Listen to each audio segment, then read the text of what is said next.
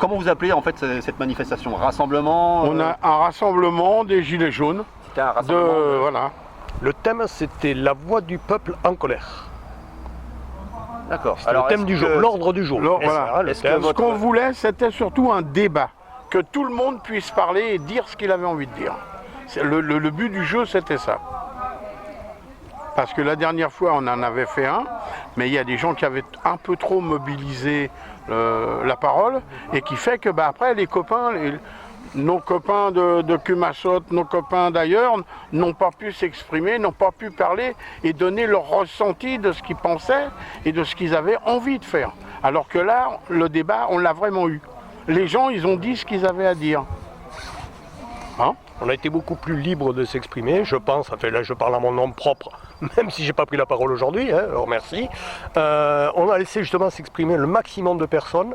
Nos élus, dont M. Brizalo, ont été aussi invités. Bon, pour certains, ils ont fait valoir donc un droit de retrait, si je peux m'exprimer ainsi. Pour d'autres, alors je pense à notre édile ici, ville de Mugron, qui n'a pas passé la commission, donc au conseil municipal et au maire adjoint. Merci Monsieur le maire.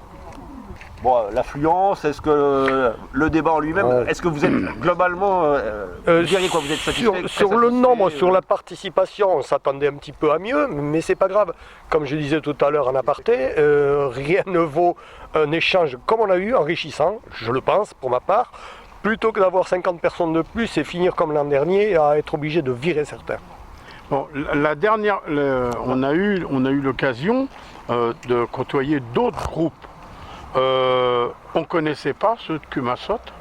Et ben aujourd'hui, je pense que c'est des gens avec qui on va pouvoir continuer de travailler. S'ils Ce veulent qui de veut nous. dire que s'ils veulent de nous, bien sûr, mais bon, avec les têtes qu'ils ont, ils nous ressemblent. Ils font tous la gueule, Je pense que c'est ça, pour nous, le plus important. C'est vrai qu'on a eu un petit peu moins de monde que la dernière fois, mais pour nous, là, quand on parlait de se fédérer, et ben là, on s'est fédéré entre nous. Et là, je pense que le jour où ils auront besoin de notre aide, nous irons les épauler, mais je pense que ce sera vice-versa. Donc, bon, mesdames et messieurs, alors, à mon nom propre une fois de plus, mais je pense que tout le monde sera d'accord ici dans notre petit groupe, soyez les bienvenus, et à titre de revanche, comme on dit, familièrement, mais il n'y a pas de problème, on apprendra à se connaître beaucoup mieux. Moi, je pense que ce qui est surtout important, c'est que là, on va être plus. Si on n'était pas beaucoup au départ, on va se retrouver encore plus aujourd'hui. Et puis autour d'une table et autour d'un café, c'est comme ça qu'on fait les copains. Je voudrais dire un mot, moi c'est bien souvent sur le mot camarade. Les gens trouvent que le mot camarade, ça leur paraît un peu drôle. Moi, c'est pas un gros mot, camarade. Camarade, c'est un mot de solidarité. Le camarade, c'est celui qui est à côté de toi. C'est celui qui mange avec toi. C'est celui qui se bat avec toi. Et ça ne m'empêchera pas d'appeler les camarades, d'être avec eux et qui viennent avec nous.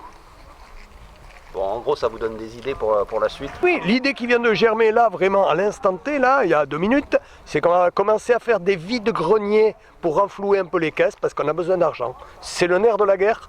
Depuis le début de notre mouvement, on combat justement pour un meilleur train de vie. Là, ce qui nous manque le plus, c'est l'argent. Voilà, après, j'appelle pas à la générosité de chacun, mais enfin, voilà. Enfin bon, s'il y en a un qui va passer son tirelire, ça nous dira s'il y a une tirelire arabe par là, n'hésitez pas. On est joignable dans tous les sites Gilets jaunes. L'avenir, je pense qu'à l'heure actuelle, l'avenir, elle est entre deux phases. Elle est premièrement pour les municipales, parce qu'il y a des gens de l'ERM qui se cachent, et je pense qu'il faut qu'on essaye de les débusquer, qu'on les sorte là où ils sont, et puis on attendra pour virer Macron, quoi. Hein. Parce que Macron, n'oublie pas qu'on est là. On se bat contre vraiment ce pouvoir qui nous mine, qui nous rend vraiment, je dirais, agressifs, mais dans le bon sens du terme, parce que non, on n'est pas là pour casser.